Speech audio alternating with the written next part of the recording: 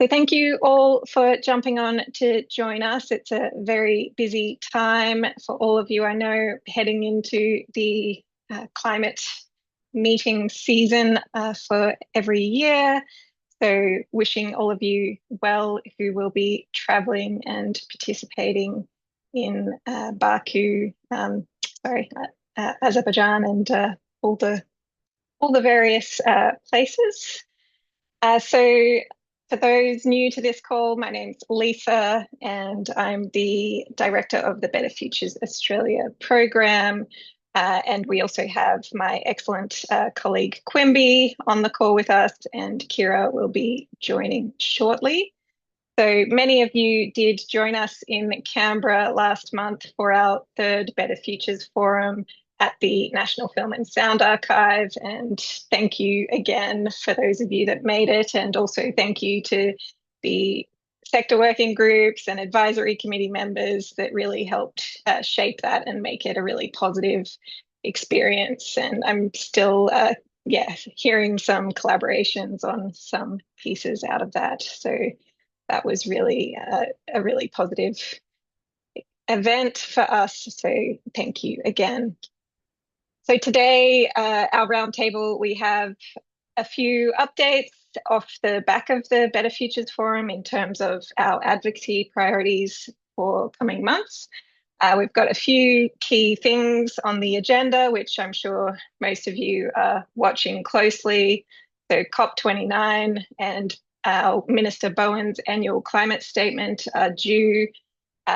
There's lots of really useful resources out there on the COP29 agenda and the priority campaigns from the international climate movement and also domestically with things like the phase out of fossil fuels and the climate finance piece that will be critical, and Minister Bowen's role in that. So good luck to everybody. So before we get underway, I'll invite you all to please introduce yourselves in the chat and acknowledge the country you're joining from today. So for me personally, I have the privilege to live and work in Mianjin on the country of the Yagara and Turrbal peoples. And I'm constantly reminded and honour the elders that they've left a legacy and continue to work to protect and care for country. And it really reminds me every day of the importance of unity and inclusion, especially when we're working to address the wicked challenge of climate change. So thank you to all of you for being part of that collaborative effort and helping to democratise this challenge and the responses to it as well. Our focus today will be on the recent developments in our shared advocacy priorities. We'll hear from a number of our excellent sector working group reps and partner organisations on the work that they're leading. And we're also going to attempt to share a poll and get your input and contributions to help shape our collaborative priorities going forward. But of course, please do reach out, give us a phone call, send an email, or whatever means through one of our recurring Zoom meetings to follow up in more detail, as we've really attempted to simplify it to save everybody's time. So firstly, though, we do have a few partner organisations that have joined this call to share their reflections on the Better Futures Forum and the policy advocacy priorities from that. So with COP31 on the horizon and a potential Oceania region COP, we're also keen to see how those domestic policy priorities can feed into those regional collaborations. And we are very hopeful, fingers crossed, that an announcement will be made at this year's COP. So yeah, please do keep that in mind. So the structure of these meetings, we do have some names down that have that I've been chasing and nagging at to come on and share the great work that they're doing. But it is an open space with an open floor. So please do utilise the chat, share any links, and also where there's moments, please do chime in with any questions or aligned work that you think would be complementary. So I do have just a couple of slides I'll share from the Better Futures Forum, just to share it for those of you who haven't seen it. And my colleague Quimby is also sharing in the chat the link to the website where we've summarized the policy discussions from the forum at a very high level. There are background notes behind these as well. So I'll share this slide and just speak briefly to the how we landed on these priorities, and then I will be throwing to our wonderful colleagues at the Next Economy, Sunrise for a Renew Australia for All update, and also Grace is joining us from CSIRO. So I'll just share my screen.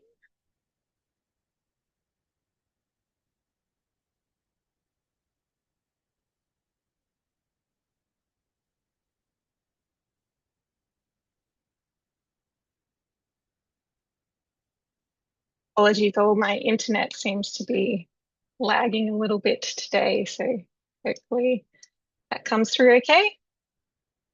So those of you who joined us at the Better Futures Forum or followed along through our hopefully not too spammy updates in our newsletters and other means, we did host a number of breakout sessions, tried to make them as interactive as possible, but it's always a challenge. And there were many months leading up to the forum as well, with the people involved in the conversations to really set some parameters around what the discussions should dive into and what outcomes we wanted to see, and a number of reports as well that are referenced behind the numbers that are in some of these recommendations.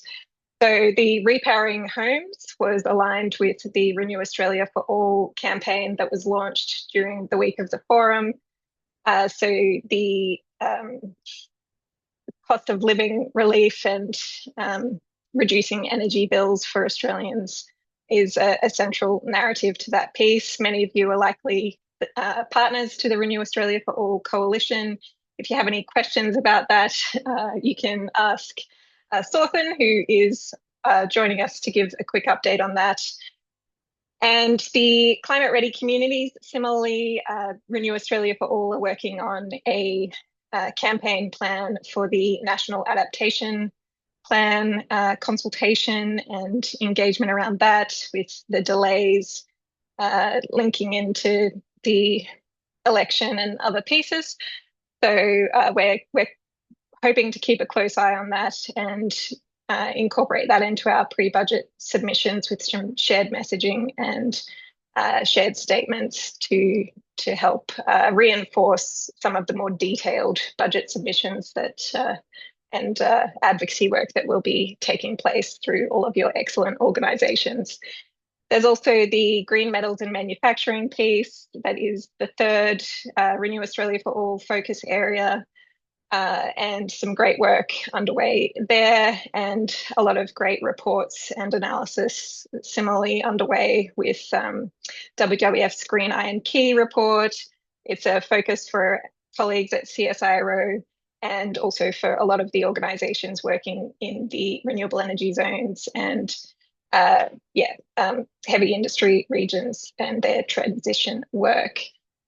A couple of other points, the clean industries and exports space with the just transitions work, and some great work underway with the Next Economy and RE Alliance and others to focus in on I messed those two around. The clean industry and exports is the statecraft and diplomacy work with our major trading partners.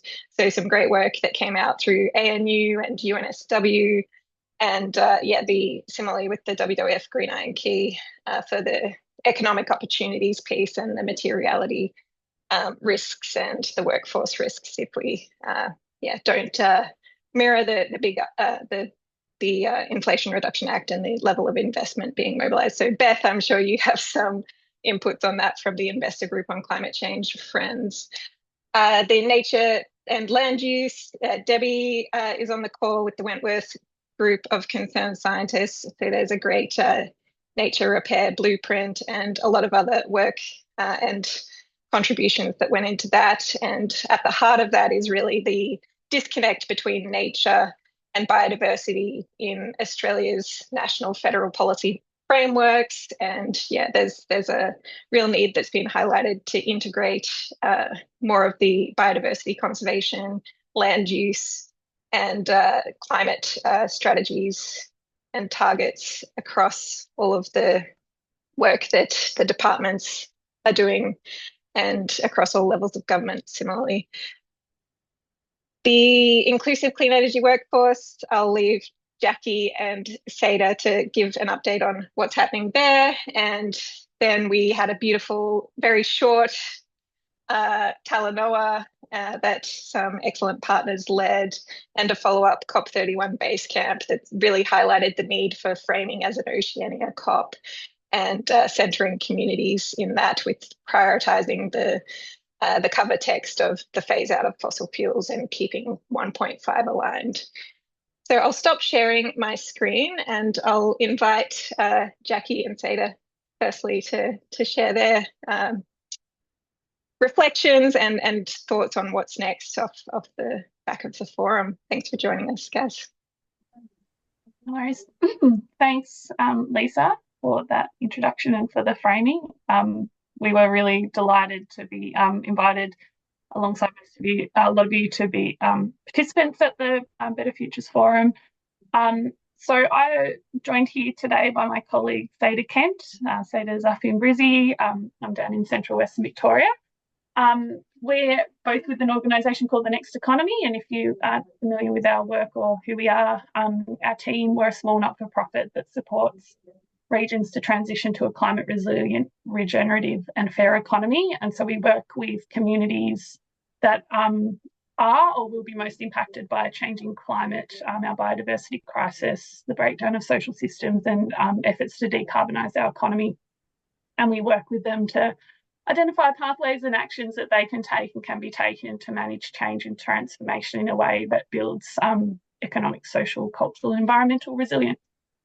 And we take a lot of what we learn from working with communities on the ground and take a lot of that to inform and elevate those conversations with decision makers who are at a government, at federal and state level.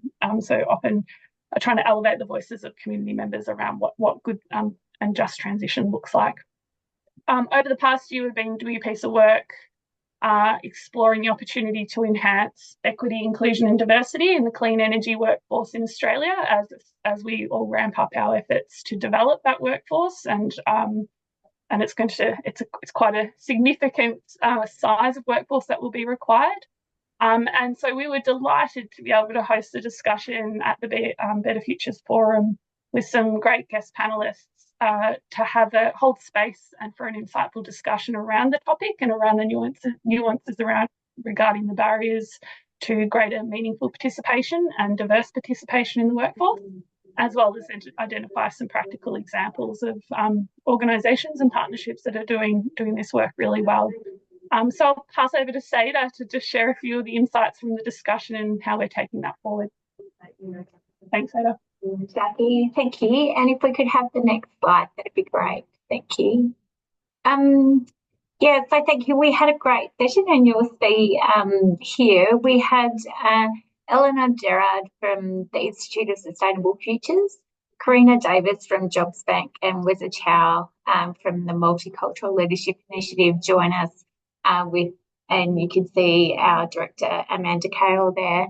And really, Eleanor was painting the picture of just the size and magnitude of the workforce that we need to support the transition, and just the way in which the transition at the moment is unfolding means that there are some systemic issues about the way that we're approaching development that create these massive peaks of demand for skilled workers within regions at critical points, and then there's significant drop-offs at the end of that in terms of peaks and troughs of development. So we had a great discussion around how within a region that might actually be addressed through better communication with regions, with a greater understanding of the pipeline and trajectory and the timeframes around development, but really looking at how that will impact our ability to include a greater diversity in the workforce. You can't engage long-term unemployed people and get them ready for employment if you're expecting a workforce ready to go within day one of construction and you've let them know 7 days prior. So then Karina Davis at JobSkank was really good at saying, well, there are social service organisations that are already working within regions and within places that can support developers and the energy sector. They are working with the intergenerational long-term unemployed. They're working with multicultural, diverse organisations and migrants. They're working with First Nations people. And they have the systems and framework set up to support the pre-employment and the wraparound services that are required to not only attract people into the workforce, but then to retain and provide career pathways. So that was really looking at how we can support people and remove the systemic barriers and take the responsibility and onus or the significant emphasis on the individual. So often when we think about employment, it's up to the individual to get themselves ready. It's up to the individual to access work, to go for recruitment opportunities. But often some of these cohorts, and we were talking predominantly around multicultural migrant communities and long-term unemployed or people with a criminal history, there are some actual barriers for them to do that.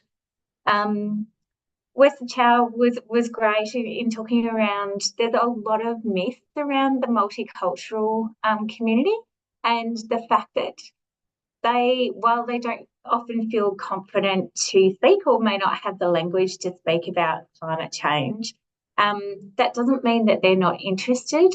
Often migrant communities don't have great understanding of the opportunities or the expectations of construction in Australia, and just in terms of what certifications or qualifications they actually need to address to participate in the workforce. So you'll see there that we've highlighted some of the crucial factors, and really a lot of them come around to how we can ensure that our workplaces are more diverse and supportive, and that people feel safe and supportive as they not only enter the workforce, but then actually engage in that practice and hopefully develop careers. Because what we would like to see is that the energy sector provides an opportunity for long-term employment and engagement and development rather than short-term construction workforce. So, yeah, I think that's probably all the time that we had today. Jackie, was there anything else you wanted to add? I might just add that we're sort of finishing off this phase of work over the next month, and really welcome if anyone would like to have a discussion with us about the project more broadly and the other insights that have come through the research. But yeah, it was fantastic to be able to host the discussion in person with participants in the breakout session, to be able to go that little bit deeper and draw out some fantastic case studies. So yeah, thank you all for being able to have that platform a few months ago. Thanks, Lisa. Yeah, and thank you to the Next Economy team. Alongside this, there was also your colleague Catherine working on the wellbeing economy conversations, and yeah, it was just incredible to have so many of your team along. And it's great knowing that the Next Economy and other organisations similar to you that don't work on advocacy and campaigns directly, doing that on ground community building and engagement work to inform all of the advocacy efforts. So thank you so much. And now I will invite Swarthen to give us an update on Renew Australia for All since the Better Futures Forum and the launch of the campaign. Thanks, Lawson, for joining us. Thanks, Lisa. I might just kick off with an apology. We have our all-in call for all of our partners out shortly after this meeting, so I need to jump off at 12:30. So very good timing, but yeah, apologies for that in advance. I'm Salson. I'm the campaign manager for Renew Australia for All. I've just started a few weeks ago, so bear with me as we go, but really excited to be in the space and sharing where we're up to. It did also mean that I wasn't at the forum actually. So these are updates since then. I hope that that's still helpful. But for those of you who don't know, Renew Australia for All is a multi-sector coalition campaign. So bringing together environmental organisations, industry, social services, unions, all under a broad tent to be campaigning for climate solutions that decarbonise our economy, but that also benefit people widely. I think since we launched, we were at 50 partners at launch. We're now at 65, so really exciting to see that work growing as well. And again, sorry if I'm repeating things that you know, but there are key 4 pillars for the Renew work. One is around repowering our homes and transport, and you can see that in the link that I've shared in the chat. Another pillar around building the grid we need, secure manufacturing, as well as a piece around adaptation and resilience, as Lisa spoke to in the introduction. Between now and the election, the Repower Our Homes and the Households package is the priority, particularly thinking around the impact that can have for people who are struggling with the cost of living crisis at the moment, and how that can be helpful on both fronts, again, around climate solutions, but climate solutions that work for everyone, and particularly those who are struggling the most at the moment. So between now and the election, we're just thinking through some of our tactics that we'll have out in the world to really win, and really win particularly that households package, but put the coalition in a strong position to win all of what we're calling for. So that will be building up to assemblies or town halls in a few key constituencies that we've identified. So that'll be middle Western Sydney, it'll be eastern Melbourne, and it'll be suburban Brisbane as well, are the 3 key catchments that we're thinking about. As we build that momentum, we're really thinking through visibility tactics. So you can expect things like placards to be out in the world, and also thinking through persuasive conversations, whether that's through surveys, whether it's peer-to-peer. We know that our different partners have different strengths, so we'll kind of have some adaptable materials that can be used to enable those conversations to be happening out in the world. So yeah, really, I guess the main thing that I'd emphasize is that we're really working to win the households package between now and the election, and that's the main focus, and particularly the main focus of our tactics out in the world. But there are other pillars, and in the background at the moment, what we are doing is developing that detailed policy package. So particularly on adaptation and resilience and green metals, that's very live conversations that are happening within the coalition and among partners as well. So that's where we're up to. Any questions, don't hesitate to reach out to me or to Lindsay Suter, who's our coalition organizer, and Lisa will have our details if you need that. Thank you so much. I'll throw back to you, Lisa. Thank you so much. And yeah, please do keep the questions coming in and the collaboration happening around the excellent coalition of Renew Australia for All. As much as we can, Better Futures will work to align the shared advocacy and key messages. So it's a really helpful piece of work, and just an example of how it really does take a village. So thanks, Slaughter, for joining us today. And I think it's the first time I'm putting a face to the name. So great for you to be here. If you need to jump off, that's all good. Good luck with the update to partners today. And Grace, sorry to throw you in the deep end as soon as you jump on, but I was hoping you might be happy to share some reflections from the CSIRO engagement in the Better Futures Forum, the priority areas of work, and any collaborations or initiatives that your colleagues and you might be excited about to take out of that. Thanks for joining us, Grace. Hi everyone. Thanks, Lisa. I think for us, and so just for insight, so I work within the Towards Net Zero mission at CSIRO. So that's really focusing on bringing together community with industry and government to kind of, I guess, accelerate decarbonisation by having better conversations with the right people more often, to build the right solutions and build the right networks and tap into those. Um, and so for us, this Better Futures Forum was really an opportunity to connect with community that like we'd kind of focused really heavily on, and obviously being Saro, we've got all these great connections into industry and all this stuff, but as a federal kind of authority, it becomes harder and harder and harder to get to the right levels of community um, that aren't already, super engaged, and or if they are, they're being super engaged by other agencies as well. And we all know that that can be very, very fatiguing for those communities and those networks. So I think for us, we were just trying to get there and have the right conversations and kind of with no real goal beyond understanding what's happening in all these different parts at a really micro level and just have conversations and see what's going on. Because with, I guess, our Towards Net Zero has a systems approach, but communities are a massive part of that, and you can't really fix low emission steel processes or sustainable aviation to have sustainable aviation fuel discussions without understanding what's already happening on the ground in different places. And we have those links in, but we've got links into really specific places. Like we had the Whyalla discussion there, which was great.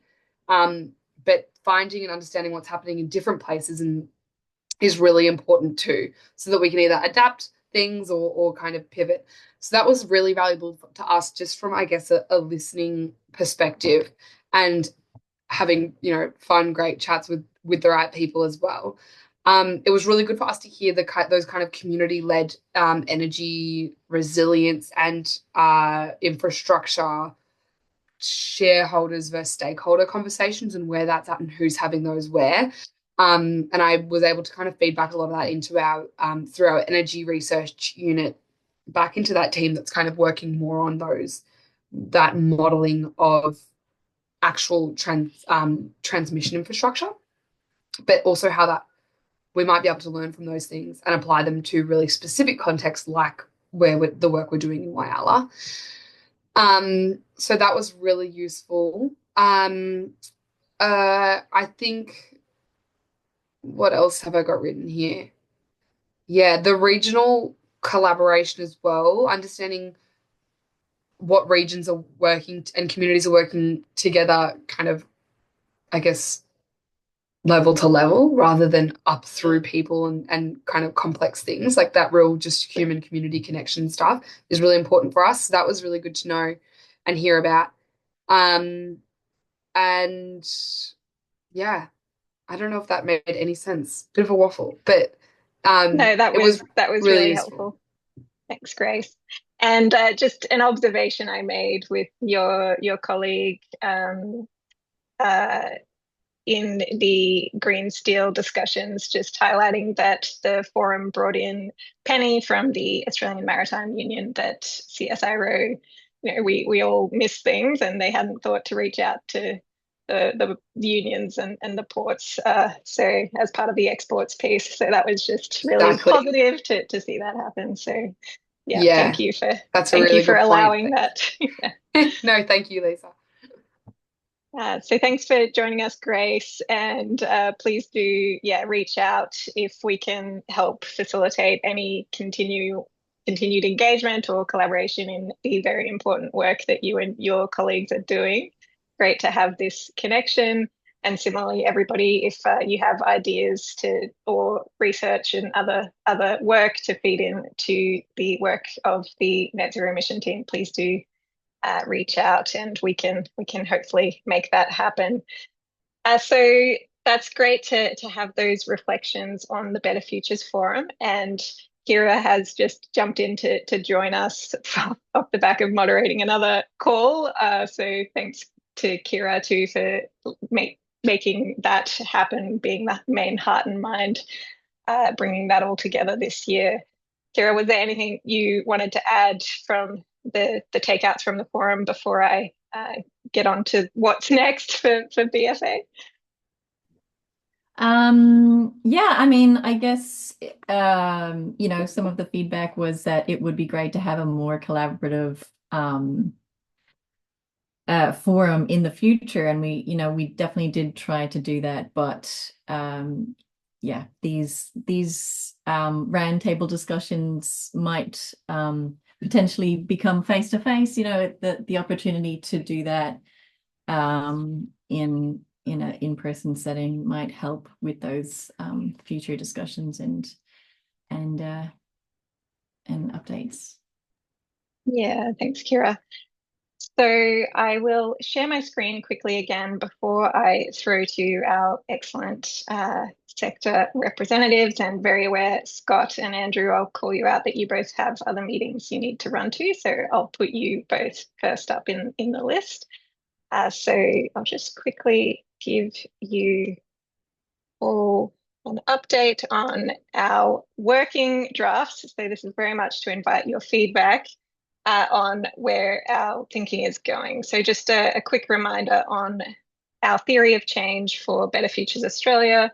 So we're really an entity that's working to build the tent, the climate movement, to make it as participatory as possible and bring all Australians on the journey to zero emissions. And through that, demonstrating where good things are happening, where it's working, where the opportunities and benefits are being delivered, and also where there's that motivation and collaborative capability to work with government to over-deliver on its targets to be as close to 1.5 and the Paris Climate Agreement, and give them the confidence to do that, particularly running up to elections and other announcements like an updated NDC, and then also showing the consequences, including communicating the business community's concerns around the global trends and materiality risks and all those other great pieces of work that you're all driving to. So some working draft outcomes we're considering for the year ahead involve our continual work on shifting the national narrative on climate. So really highlighting those opportunities and benefits, and working to get an increase in the unique and diverse range of voices that are championing those climate initiatives already underway. Also reminding everybody that the UNFCCC and the global commitments are really not in question, and that 1.5 aligned is central to what it will take, particularly for a wealthy nation with the capability in the Oceania region to deliver and not be left behind.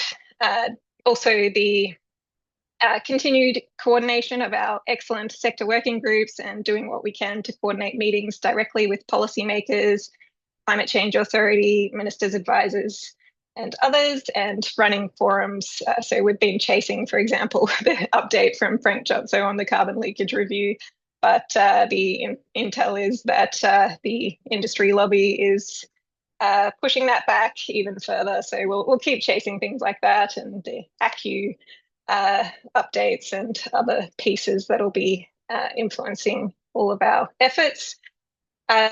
Similarly, working with partners in the investor space, and seeing what we can do to move the money and build investor confidence, and also help attract and retain those that have the capability to work with us to shift Australia's energy and our economy to a zero emissions future. And then, the preparing the non-state actor community beyond the climate activism groups for how we can work with entities like Australia's university, education sector, our unions, our subnational governments, and other institutions and bodies to really make sure that we can make it as a positive conference and inclusive and participatory, and not dominated by the fossil fuel lobby, which we've experienced at many of the recent COPs. So this is just a bit of an update on our key areas of work. So hosting the sector working groups. So we've got 5 active groups at the moment.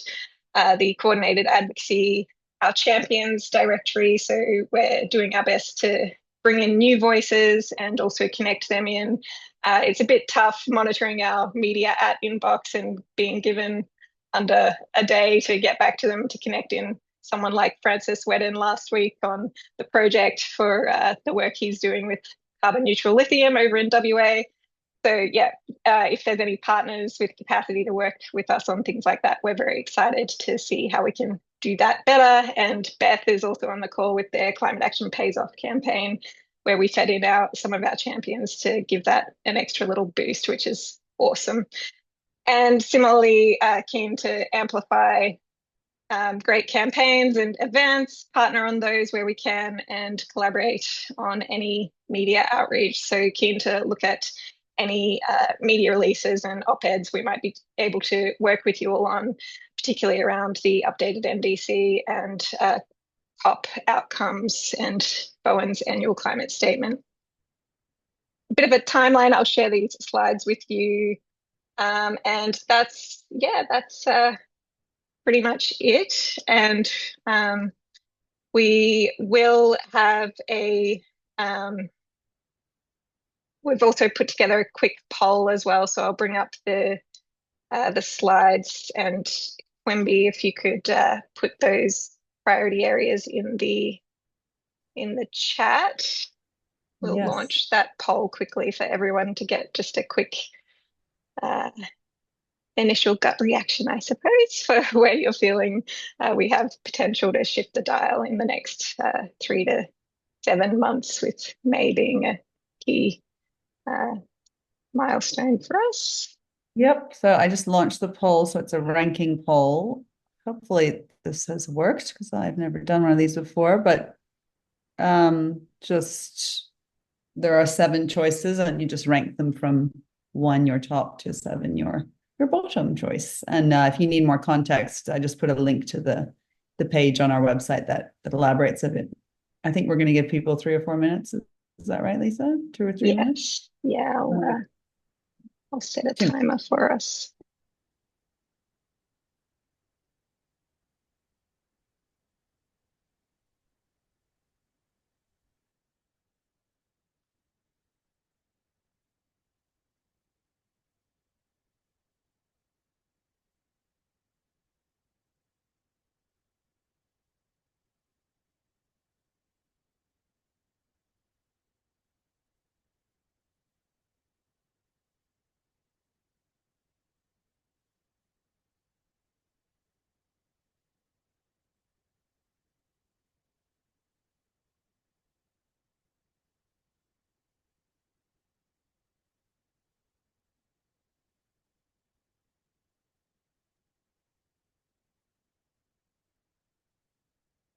And after this call as well, I'll also share, it's been shared with the sector working group members already, but there is a working spreadsheet where we're trying to pull apart and outline some more specific strategies behind each of these advocacy priority areas, and also as part of that, identifying where there is energy and capacity among BFA members to get some of these over the line and have a strong impact. So keep an eye out for that as well. And as always, warmly welcome and invite any of your thoughts and contributions. And thank you, Scott, for already making a comment on that for me.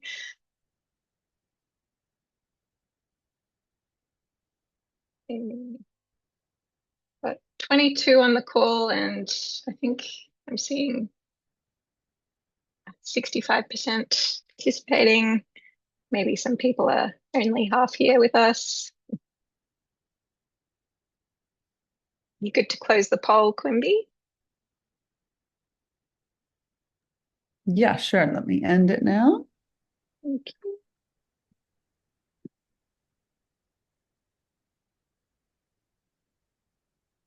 Alrighty. That's super helpful, everybody. Good to see that, yeah, the two top ones seem to be the Renew Australia for All current campaign. So that's very complimentary. That'll be good. And we'll follow up after this meeting with a bit of an updated plan and how we'll work to weave in your input and ideas to our plans going forward. So now I would love to throw to the excellent sector working group representatives to give us some updates on their priorities at the moment, any upcoming events or initiatives or reports that might be coming out, and also highlight any intel or collaboration opportunities within 3 minutes. So I'll throw to you, Scott, first, one of our members of the local government working group. Thanks, Scott. Thanks, Lisa. My stopwatch is on. Hi, everybody.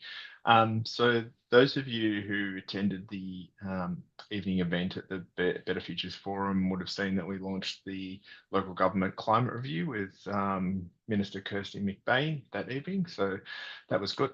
We've been using that document in our subsequent engagements with the federal government, which has taken a few different forms. So in parallel to the review being launched, we also authored a letter that echoed the calls of the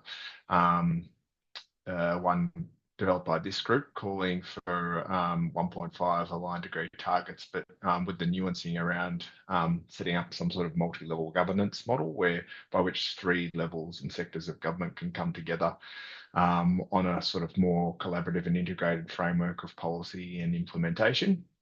So we've been taking that into discussions with DECU, CCA, and also the state government here in Victoria, and through the lens of what's local government's role in the delivery of the sectoral pathways work. So some of that's been informed by project and analysis work being undertaken by local governments at the local level, and also just trying to inform the thinking of those sectoral plans and I guess develop some messaging around councils and local governments being a key implementation and effective delivery partner for the government in those plans.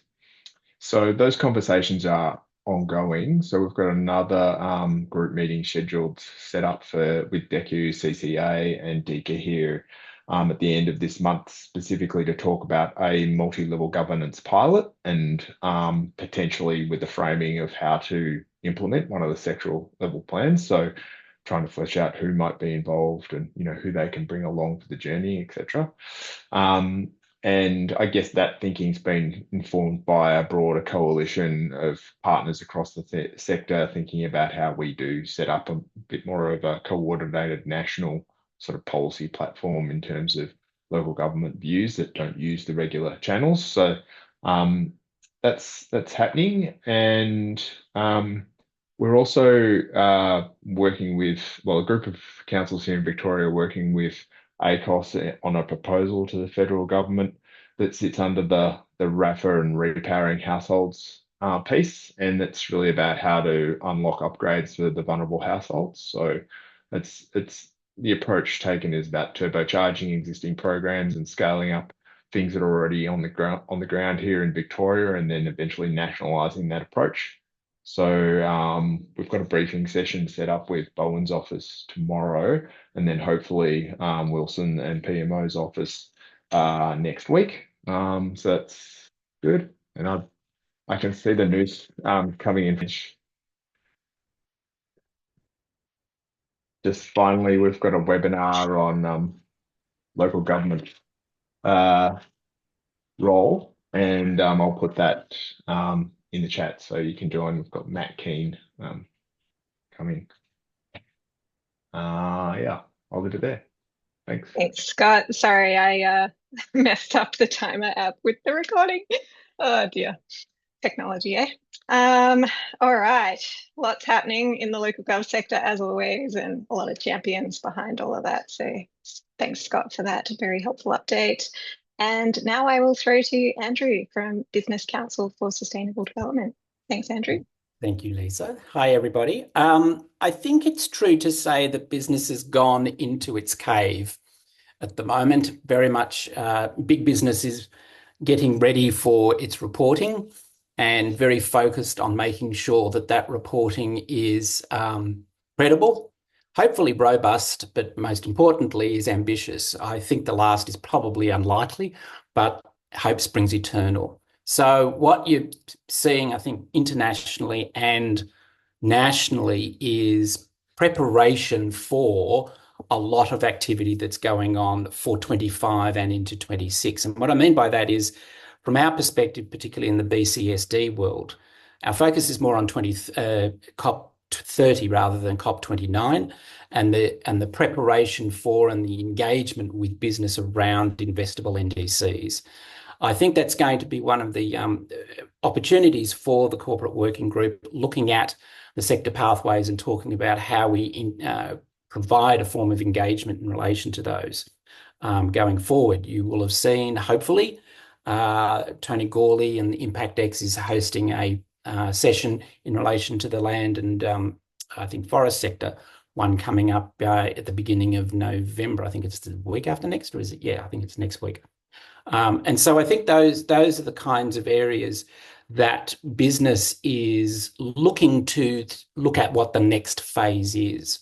One of the things that WBCSD with our partners at World Business, at the Women Business Coalition, are looking at, though, is the role of responsible policy engagement. So that is a program of work that has only just started, and Australia has been picked as one of the beta version tests for the policy tool that's being developed to assist companies around that. And so I'll be bringing that to the next meeting as to how we can socialise that into 2025, particularly as we're talking about, well, how does business play a positive role in relation to the development of ambitious NDCs? This is the kind of focus that's being looked at. The other areas, I think, will be, where was I up to? Adaptation. I'm hoping to see a number of you, I think it's next week, at the Federal Adaptation Risk Assessment Workshop. And interestingly, the day after it finishes, the New South Wales government is almost doing a replica of it. And so one of the fascinating observations in talking to the BCSD family is who's focused on adaptation, and almost nobody's put their hand up. And so it does tend to suggest that the business is not really focusing terribly hard on that particular aspect of the challenge of duality in relation to climate response. So I think, again, the task force should look at that. And the last will be a praise point, because it's thanks to Lisa that we've brought together the Just Transition working group that is very much underway in relation to its program of work into 2025. I will hand back to Lisa. Amazing. Thanks, Andrew. Great to hear those positive updates. I will now just put a call out just in case anybody else needs to jump off early before I throw to Beth for the update from the investor group on climate change. No? All right, Beth, take it away. I'll try to be super quick. You've asked me to cover a few things though. So a bit of a campaign update from IGCC, some recent actions on the CA 100 Plus initiative, a bit on COP, and then a bit on the Sustainable Finance Roadmap next steps. So in short, our campaign launch went really well, and in no small part to BFA, because we had some incredible climate champions reach out wanting to participate and spread the word. The campaign had hit 88 local news outlets on launch day, and then had a bit of a splash in The Guardian, the AAP. We're continuing to engage with larger and smaller news outlets, including radio and social media. We should have a bit of an update on how the social media side has gone, which I can share with you as well if anyone's interested in sort of the data around that and what sort of messages works where. I'll pop in the chat the website for the campaign. Essentially, it's climate action pays off for the economy and communities, since we have learned that that's the sort of messaging that works, and it's the sort of role that institutional investors like super funds are trusted to talk about, as you know, they represent members who are working people. We have our summit next week on Thursday and Friday, so there's been a lot of prep that's gone into that, and it should be a good one, exciting. We've got some range of politicians and expert speakers across all levels of government and the transition, particularly focusing on industry and sustainable finance, as you'd imagine. As for CA100 Plus, so these updates come from our corporate engagement team, who work on the CA100 Plus initiative, and they've got a few points. So the global assessment results for the net zero company benchmark were released in October. So this is an assessment of public corporate disclosures, and it found that there were scattered improvements in disclosure and public commitments around capital allocation and climate lobbying. However, only 2 of 11 Australian companies that were assessed are reducing emissions in alignment with a 1.5 degree pathway. There's a general sense from our members, the IGCC members, that engagement with companies in certain sectors is becoming more difficult now that disclosures have passed. And so we're focusing on getting credible climate action taking as opposed to just reporting. The investors that we work with are increasingly sort of reevaluating where they're able to exert more influence now that disclosures have passed. So where they're turning more to policy advocacy for this, and particularly starting to apply more scrutiny to boardroom expertise on climate. Could skip a couple of those. But yeah, mirroring what Andrew said, that I didn't even get to COP or sustainable finance. But I guess just an interesting point on COP. It is the finance COP this year, with Bowen co-chairing on NCQG, noting that we've advised members that maybe this isn't, maybe to look at their international counterparts to exert some influence here, because Bowen will have to have a fairly impartial stance on NCQG as co-chair. And there's the phase 2 of taxonomy consultation out now. If anybody's interested, IGCC will be making a submission. That's the TLDR. Awesome. Thanks so much, Beth. Yeah, and on the sustainable finance taxonomy, the next round of consultation, there's a few members of our nature-based solutions and land use group that are interested, because I think agriculture comes in under the next one. So if there's potential there for a bit of a huddle to exchange notes, that would be excellent. All righty. And just before we move off the corporate and finance orgs, Jordan's at the UN Global Compact Summit currently. Jordan, are there any exciting takeouts on behalf of Evan while you're there? Yeah. Hey everyone, how's it going? It's good to be in 2 places at once, and I've just ducked out of some of the breakout sessions this afternoon. It's been 2 days of lots of discussion. It's 500 participants here, a lot of C-suite execs, sustainability professionals, board members, and emerging sustainability leaders, all looking at what's happening on the international scene, as well as what companies are doing here in Australia. Lots of topics discussed. It's really good to see Indigenous knowledge and stewardship has come through as a key theme. Looking at how Indigenous communities can preserve, own, and steward projects. I think that's, I think pretty much all the panels have touched upon. This is something that companies are really starting to look at and do better than what they have in the past. There's obviously a focus on the Sustainable Development Goals, climate action being a key part of that, but also nature positive. So we had the Honourable Minister for Environment, Tanya Plibersek, talking this morning, giving a bit of a recap on the summit. And I think her insights was that it went really well, a lot of good collaboration and connections made that will forge forward and progress the work that's getting started in that space. I think just to echo what Andrew said, I think the sentiment is that a lot of businesses, corporates are feeling overwhelmed at the moment with the reporting that's coming up, and particularly on mandatory climate reporting. Now being faced with nature as sort of that next phase of reporting, almost as if we've just got to the point where we're understanding the climate piece. Now we have to try and understand the nature component and then how that fits together. But a lot of the key themes have been about how we integrate that into our business, into our business models, to move from being a nature negative to a nature positive business model and economy. So lots of things covered. My notes are scattered all over the place, but yeah, it's been really insightful and some really good connections here.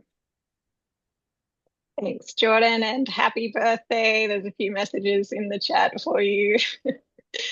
What a way to spend my birthday. It's been awesome. Hopefully the food is good. That's always the top line in the feedback forms for events. And I'm also just putting a link in the chat to our plans for an NDC 1.5 aligned letter from Corporate Australia that we're trying to get out around COP and in the lead up to the February deadline. There's a lot of thinking behind the scenes around the value out of this, given the advice is to not focus in on the targets before the election. But yeah, we're also experiencing with the chat, a lot of commentary there, a lot of our business members and partners previously in the BFA networks over the last 5 years going very quiet and putting up some barriers for working with us in championing more ambitious climate action and a policy agenda that's 1.5 aligned.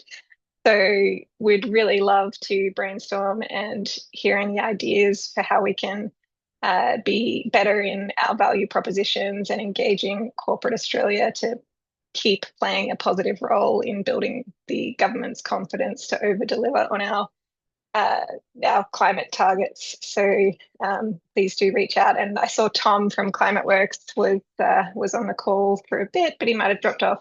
And yeah, he's hopefully going to have a chat in the next week about how we can bring in some of the corporate work that ClimateWorks is leading. So lots happening in corporate and finance space. Thanks everyone for those updates. Please do add anything we've missed in the chat. And Debbie, I wondered if you'd be happy to give a bit of an update off the back of the forum on the work in the nature-based solutions and land use space from the Wentworth perspective. Thanks for being here. Hi, yes, I can, and sorry, multitasking, so I wasn't ready for that. What have we been doing? The Wentworth Group has been continuing to look for opportunities to promote the Blueprint to Repair Australia's landscape since we launched it at the National Press Club in July. We have had a lot of good media pickup, both at the initial time of the Press Club release in terms of articles in The Guardian, the Australian, around 30 plus regional papers and a couple of international papers picked up an AAP story. We've had lots of opportunities to present on the blueprint as well. So we presented in a breakout session at the Global Nature Positive Summit, the Australian Land Conservancy Alliance Conference, a few national natural resource management events for all of the chairs and CEOs of 54 regions across Australia. We've been doing podcasts and radio and a range of other things. As well as that, we've been having a lot of briefings with various government departments, a number of the crossbenchers, both in the House and the Senate. There's lots of interest in the blueprint. There's, as you would expect, no commitments to some big funding increase at this stage. A big focus for us is to try to really position the blueprint as more than just a environment, story, and much more a really strategic way to look at significantly sequestering large amounts of carbon and creating more climate resilient landscapes for the future. And in doing so, create lots of opportunities for the greater First Nations justice, greater employment in regional areas, and economic opportunities as well. So we're continuing to do that, and we're looking for some partners now to work with, and trying to get some additional funding through the door, so that we can take the blueprint down to a finer scale, so it can be implemented, or that it's sort of data ready at different geographic scales, like regional scales and state and territory. Because we've had a bit of a mixed bag of interest from people that would love to start implementing on the ground, should they be able to get funding. It would be helpful for them to have finer resolution data. So that's sort of the key things that we've been doing in that space, but we're also working with some other partners and keeping in contact with ClimateWorks and NRM Regions Australia to identify future partnership opportunities there as well. Does that cover off what you were hoping for? Perfect, thank you. And yeah, Jo was at the Global Nature Positive Summit, speaking to people about their work on the land use trade-offs model at ClimateWorks Centre with Deakin University and some other collaborators. So lots of great work happening that also feeds into some of what we heard from the next economy, with the social license and land use trade-offs piece coming into play for our large-scale renewables projects. So yeah, very valuable in terms of the cross-sectoral collaborations and the expertise out there, and the amazing minds like Debbie behind it all.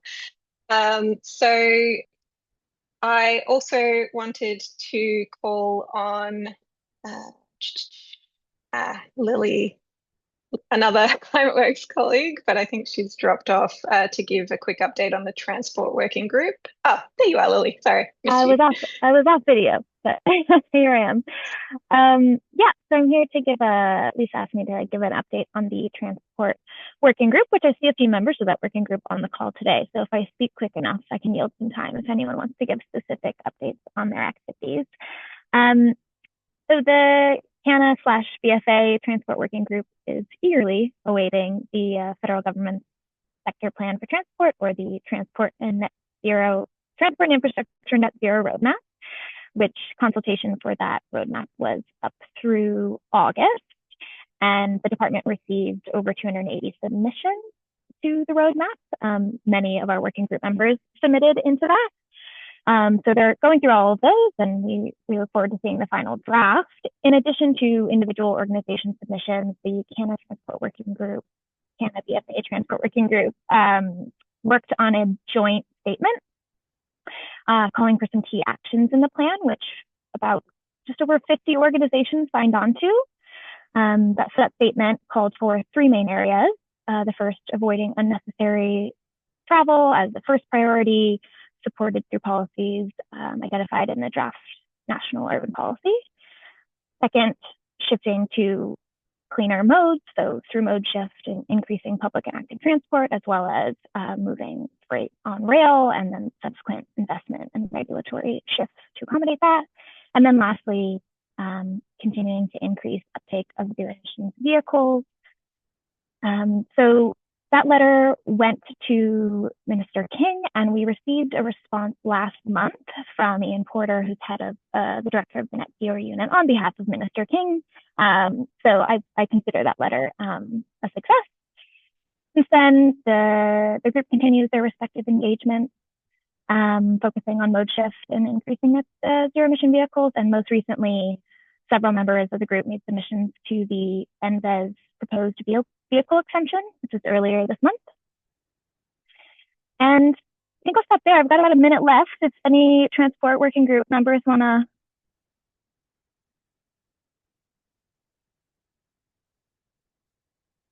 Jill. I was in the chat and not I was leaving it up to you, Lily. No, that's fine. I just speaking on work of the group broadly, but if you have anything from your specific org. And Rowan was here. Yeah, I think we've moved into another phase, I think, since since we were being looked after by or coordinated by Canna, the really big opportunity, I think, for the active and public transport. And it was good to see that picked up at the Better Futures thing, which I didn't get to, even though I live here, because I had conflicts and it wasn't quite my focus.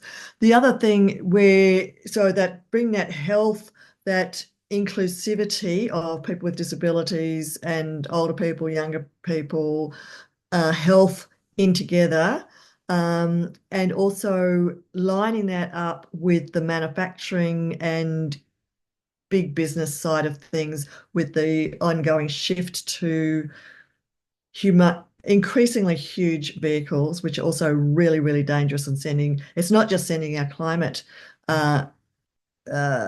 progress in the wrong direction, it's sending our safety in the wrong direction too. And the data for that's mainly coming out of America. And there's now our colleagues over there are now really starting to step up that push to try and reverse the trend. Yeah, thanks, Jill, and thanks, Lily. Lots of great opportunities to keep pushing the dial in the transport space among that working group. And now I'll throw to Hannah to give a health working group update. And I think there might be a complementary campaign idea in the mix there too. Thanks, Hannah, for joining us. Good follow up.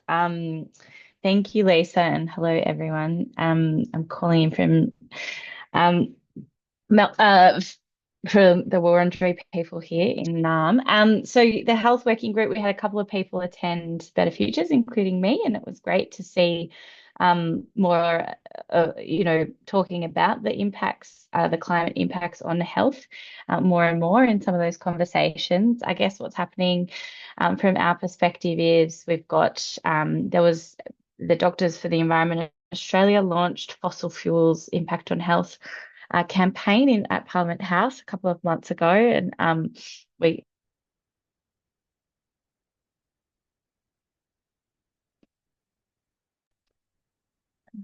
can you guys hear me now? Yeah. Oh, awesome. And we are also doing a lot of work on implementing health in all policies approach. And so we released a discussion paper that is hoping to feed directly into the new-ish National Health and Climate Strategy.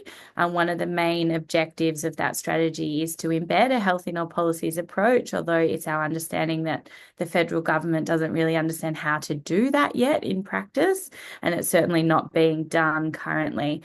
So our advocacy efforts across our health working group is to continue to push for getting that being written up and being acted upon. And we are also working on a small campaign looking at, it's called Idle Off. So this is where the transport link comes into it, looking at the impact of fossil fuel emissions, but in particular NO2 and the air pollution caused from cars and vehicles, and looking at the impact on children and their respiratory health. In Australia, we have one of the highest rates of asthma, which is quite a preventable illness. And we've got some research now that shows data, like evidence of hotspots of NO2 around schools and childcare centres. And so we want to run this campaign, which is, I don't know if you can see. There we go. Turn your engine off around kids' asthma pickup zone. We think that maybe speaking to the child health side of it rather than the climate change side of it would be able to engage different sorts of people. And so we're launching that publicly, more launching the evidence base for it publicly in November, which we will get that link circulated. That will be at in person at Melbourne Uni, but also online, so you can attend both ways. And I guess we're lobbying the federal government to see if they're interested in sort of supporting this issue. And then there you go. And just check out The Lancet. Yesterday, The Lancet Countdown released a report on the impact of climate and health, and it's not looking good. Thanks, Hannah. Some awesome work underway. And if you were happy to pop the link to the discussion paper on health in all policies in the chat, as well as the link to that Idle Off campaign, if there is one, that would be amazing, as I'm sure Jill and Lily can share that with the transport collaborators. So we have a couple of minutes for any other sector updates before we outline next steps and wrap. Was there any follow-up or questions or additional updates that people wanted to add quickly?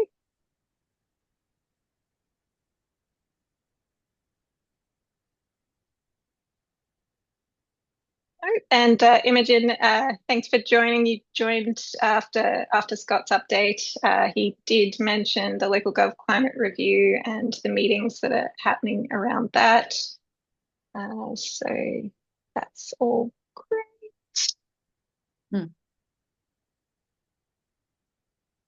Alrighty. So lots of ideas shared in the chat, and we'll do our best to capture and follow up on the actions and potential collaborations highlighted. Next steps, really we've got the feedback from the poll to guide our ongoing work, and I'll share the link to our campaign mapping sheet, which might risk giving you all a headache. But yeah, this sheet was shared with our sector working group members, and really it's a working document, and we'll do our best to respond to some of the suggestions, like Rowan earlier in this call asked about the background modelling and research behind some of these costed asks in particular. So there are a number of reports that surfaced through the collaborations around the Better Futures Forum that informed some of those top line asks. And there's also ongoing work through the Renew Australia for All coalition to inform those 3 core campaigns that Sorsen mentioned. So I'll keep adding to this, but yeah, please do input any questions and missing pieces so we can make that a useful tool for everybody and highlight any gaps, and also help us to know where to direct most of our energy going forward. Any questions or comments around any of that? Just a big thank you for all the work that you do and for helping us with the campaign. Really appreciate it. Oh, thanks, Beth, and same to you. It was awesome to give our champions something to get excited about. So yeah, please, others follow Beth and IGCC's lead to give our champions something to put their face and their comments and messages behind. All right, so it's always great through these roundtables to see the complementary elements happening across the ecosystem. That really highlights that, yeah, it is really going to take all corners of society and the economy to deliver on the challenges and solutions that need to be addressed, and work with the government at all levels to make sure we keep ratcheting up ambition to be delivering our fair share under the Paris Climate Agreement. So in terms of the slides I shared earlier, I'll send those out to all of you. And there's also some broader context behind that we'll be finessing over coming months, including some feedback from our global partners that they'd like to see us put more work and energy into strengthening partnerships across the region, particularly with allies in working in the non-state actor space in Brazil, given COP30 and COP31. So those of you who attended the Better Futures Forum would have heard the excellent keynote address from Natalie Unterstel from the Talanoa Institute, calling on us to see what we can do to create an equivalent of the Troika from the United Arab Emirates COP. So yeah, how can we really form some strong partnerships and collaborations in coming years across the region to make sure we play a role in the international diplomacy and the statecraft space as well.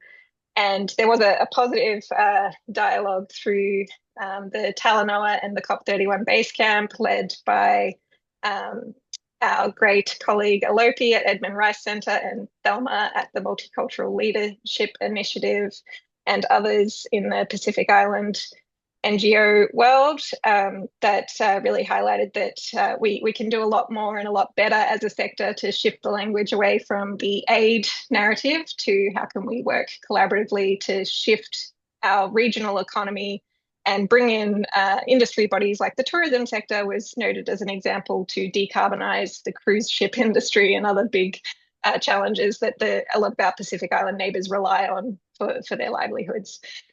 So some really positive ideas surfaced, and yeah, what do we do with those? They're wicked challenges for sure. So, but that's why it's always inspiring and motivating to see so many of you and hear these updates and know that there's so many excellent minds and projects already underway that we can build on. So I will wrap here, and I wanted to leave you all with a quote. So through Better Futures Australia and the corporate open letter to Bowen that I shared, that'll follow on from the open letter we sent to Bowen around the Better Futures Forum from more of a civil society signatory base. We're working with our Women Business Coalition and global partners that are targeting the corporate sector, play a more positive role in the global negotiations and ratchet their NDCs and commitments locally, regionally, and individually determined contributions to the UNFCCC. So there's a very poorly named campaign underway that's supported by the Race to Zero called Mission 2025. Those of you following the US election. And yeah, we'll be working with them to see how we can amplify Australia's corporate voice and desire for greater ambition and the 1.5 aligned policy settings to provide that certainty and confidence, so we can, have climate resilient and prosperous futures for Australian businesses and communities, and particularly those emissions intensive regions.